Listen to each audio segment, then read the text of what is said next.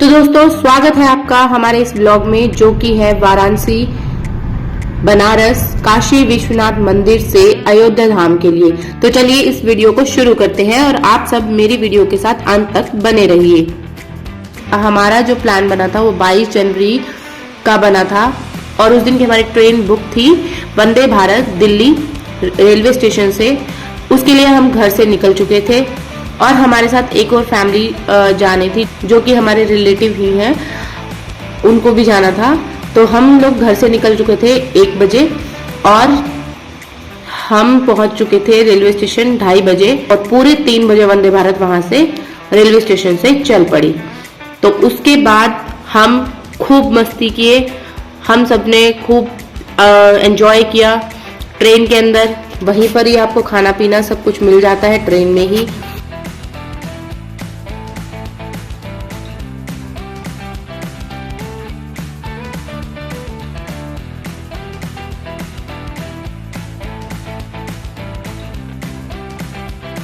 और फिर करते करते हम 11:55 पर ट्रेन ने हमें वाराणसी रेलवे स्टेशन पर छोड़ा। तो ये देखिए रेलवे स्टेशन कुछ इस तरह का है वहां पर।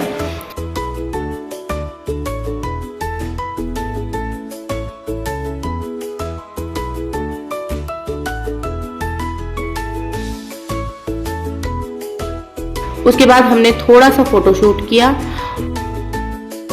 उसके बाद हमने बाहर निकलकर ऑटो किया और हमारी होटल की बुकिंग पहले से ही थी, तो हमने होटल की तरफ रास्ता कर लिया। उसके बाद मिश्का बहुत थक चुकी थी, उसने जाते ही कमरे में सीधा छलांग लगाई बेड के ऊपर और बोली मम्मा मैं तो बहुत थक चुकी हूँ। तो कमरा और होटल बहुत सुंदर था।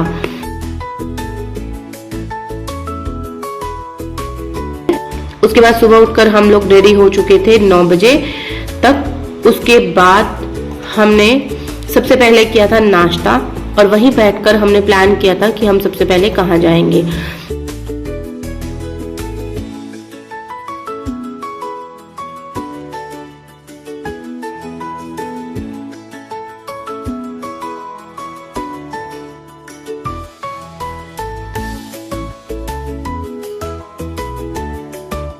नाश्ता करने के बाद हम लोगों ने पकड़ी थी एक ई रिक्शा, उसने हमें गंगा जी के घाट पर छोड़ दिया था।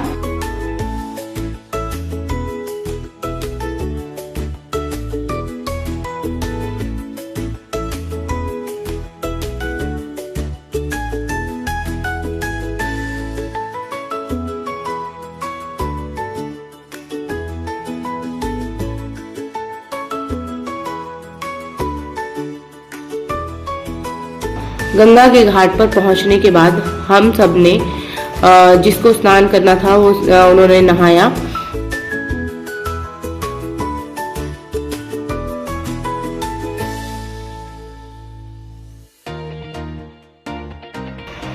हम लोगों ने भी आचमन किया जल से, अपने देवी देवताओं को जल दिया गंगा जी से और खूब मस्ती की।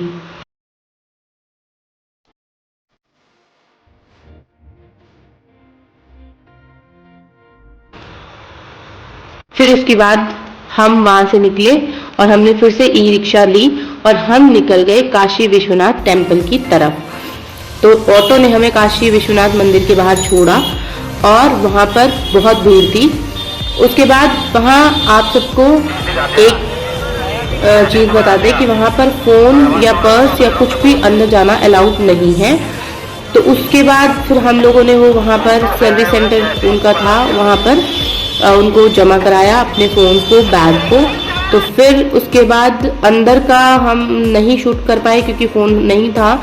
तो ये कुछ इंटरनेट से ही हम लोगों ने कुछ वीडियो उठाई है, मैंने कुछ वीडियो उठाई हैं वही डाली हैं। तो उसके बाद फिर हम लोग दर्शन करके हम बहुत थक चुके थे और हम बाहर आए। तो बाहर निकलकर फिर हम लोग कुछ खाने के लिए निकले कि चलो कुछ खा लेते हैं, थोड़ा बहुत खाया और फिर उसके बाद हम निकले काल भैरव मंदिर की तरफ, जो कि वहाँ पर बहुत प्रसिद्ध है। तो काल भैरव मंदिर के तरफ जब हम निकले तो वहाँ पर भी बहुत भीड़ थी, बहुत ज़्यादा भीड़ थी। तो ये देखिए कितनी भीड़ थी। अब ये काल भैरव के मंदिर के अंदर हम गए और वहाँ के भी हमने दर्शन किए। फिर शाम को हम निकले गंगा जी की आरती की तरफ। अश्वमेव घाट है वहाँ की आरती बहुत प्रसिद्ध है बनारस की, तो हम वहीं के लिए निकले और वहाँ से हमने वहाँ पर भी बहुत ज़्यादा भीड़ थी, तो अब वहाँ पर आरती देखना पॉसिबल ही नहीं था क्योंकि बहुत ज़्यादा भीड़ थी। तो हमने की थी एक नाव में आपको सीट मिल जाती है। उन्होंने कुछ चार्ज लिया, 4-5 लोग जो हम थे उनके उन्होंने कुछ चार्ज लिया और चार्ज लेकर हम लोग बैठ गए थे एक नाव में सामने से दर्शन हो जाते हैं आरती के। तो ये देखिए, अब था ये भी थोड़ा दूर ही था, लेकिन ये था कि हाँ आरती को आप देख सकते हो और आप दर्शन कर सकते हो आरती के भी। तो नाव में बैठकर हमने आरती का आनंद लिया। तो आपको भी चलिए दिखाते हैं, पूरी आरती जरूर देखिएगा।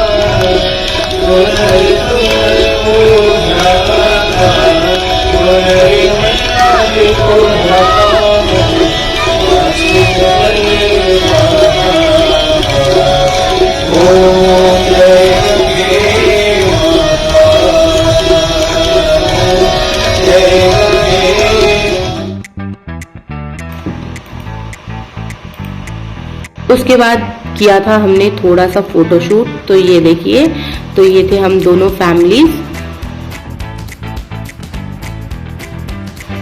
गंगा जी की आरती के बाद ये हो गया था हमारे 23 जनवरी के दिन का एंड। उसके बाद हम जाकर सो गए होटल में और फिर नेक्स्ट डे हम लोग रेडी हुए, नाश्ता किया और फिर उसके बाद हम गए वहां पर जैन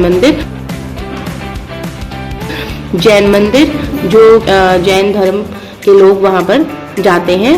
तो हम लोग भी वहां उनके दर्शन करने के लिए निकल गए और वहां पर दर्शन किए। तो ये देखिए, उस मंदिर का कुछ इस तरह से नज़ारा है।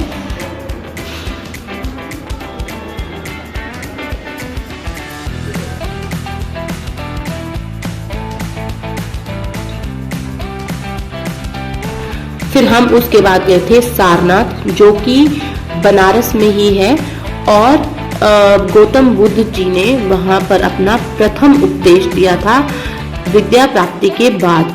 इसके बारे में थोड़ा सा डिटेल में हम बात करेंगे। तो गौतम बुद्ध ने अपने विद्या प्राप्ति के पश्चात अपना प्रथम उपदेश सारनाथ में दिया था, जिसे धर्म चक्र परिवर्तन का नाम दिया जाता है और जो बौद्ध मत के प्रचार और प्रसार का आरंभ था। यह स्थान बौद्ध धर्म के 4 प्रसिद्ध तीर्थों में से एक है। इसके साथ ही सारनाथ का भी महत्व प्राप्त है, जैसे ग्रंथों में से सिंहपुर कहा गया है। सारनाथ में अशोक का चतुर्मुख सिंह स्तंभ, भगवान बुद्ध का मंदिर, दामेक स्तूप, चौखंडी स्तूप, राजकीय संग्रहालय, जैन मंदिर, चीनी मंदिर, मूल गंध कुटी और नवीन विहार इत्यादि दर्शनीय हैं। भारत का राष्ट्रीय चिन्ह यही के अशोक स्तंभ के मुकुट की द्विमीय अनुकृति है। मोहम्मद गौरी ने सारनाथ के पूजा स्थलों को नष्ट कर दिया था, तो उसी समय बौद्ध धर्म के अनुयायियों और इतिहास के विद्वानों का ध्यान इधर गया। वर्तमान में सारनाथ एक तीर्थ स्थल और पर्यटन स्थल के रूप में लगातार वृद्धि की ओर अग्रसर है। और सारनाथ में एक प्रसिद्ध चीज जो है, वहां पर सिल्क की साड़ियां बनती हैं, सिल्क के कपड़े बनते हैं, जो कि नेचुरल सिल्क से बनाई जाती है, ऐसा वहां पर हमें गाइड ने बताया। तो ये देखिए, यहाँ पर हमने कुछ फोटोशूट किया।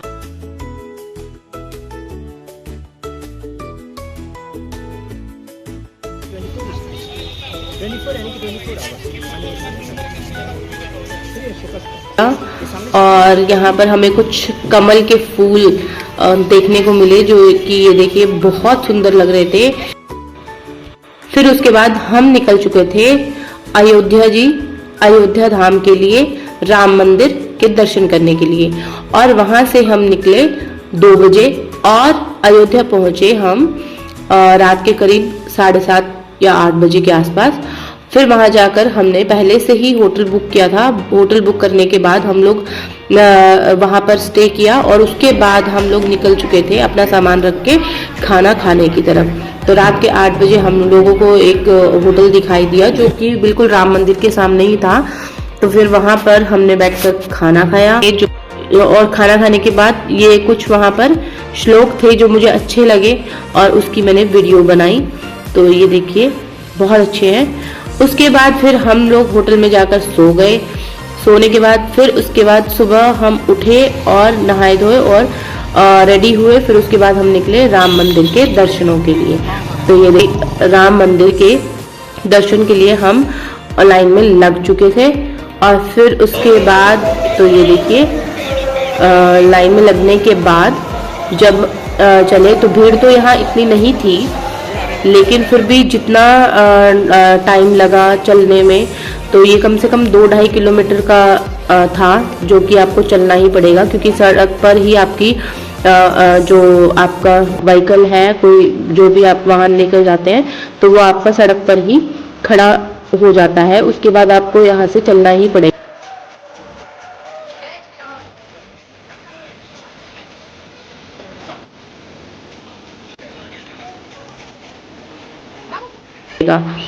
फिर अंदर गए तो अंदर जाकर फोन वगैरह सब वहीं पर सबमिट हो जाते हैं फ़ोन अंदर ले जाना अलाउड नहीं है, कुछ भी आपका अंदर नहीं जाता है। तो हमने फ़ोन वगैरह सब सबमिट करा दिए थे। उसके बाद भी काफ़ी अंदर तक चलना पड़ा, कम से कम आप मानिए कि 1.5 किलोमीटर आपको चलना ही पड़ेगा। वहाँ पर चेकिंग भी होती है और चेकिंग भी हुई। फिर उसके बाद हम गए रामलला के दर्शन के लिए, और जो कि दर्शन बहुत अच्छे दर्शन हुए। और जबकि भीड़ भी थी, लेकिन फिर भी भगवान कहते हैं ना कि सबको दर्शन देते हैं, तो भगवान ने सच में बहुत अच्छे दर्शन हुए, बहुत अच्छे। फिर हम निकले हनुमानगढ़ी की तरफ, जहाँ पर हनुमान जी का मंदिर है। और ऐसा वहाँ पर सुनने को मिला कि वहाँ पर हनुमान जी प्रकट हुए थे। तो ये देखिए हनुमान जी का मंदिर, और यहाँ पर भी सच में बहुत भीड़ थी। फिर हम गए सरयू के घाट पर। तो सरयू नदी के घाट पर फिर हम गए, सबने सरयू माता को प्रणाम किया, उनको नमस्कार किया, उनका आचमन किया। और फिर उसके बाद हम लोग निकले। एक वहाँ पर कोकिला चौक है, तो कोकिला चौक की तरफ, जो कि लता मंगेशकर जी के नाम से बनाया गया है। फिर वहाँ से हम निकले और हमारी रात की ट्रेन थी बुक, और फिर हमारी हो गई थी रात की ट्रेन में वापसी, जो कि मैंने शूट नहीं किया। और हमारी वापसी जो हुई वो हुई सोमवार की सुबह, यानी कि रात को हम संडे की रात को वहां से निकले अयोध्या जी से, और रात के 9 बजे की ट्रेन थी, और सुबह उसने हमें 6 बजे यहाँ पर उतार दिया गाजियाबाद में।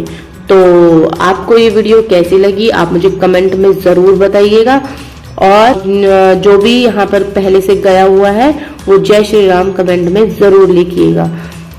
तो मिलते हैं एक नए ब्लॉग के साथ, तब तक के लिए बाय बाय।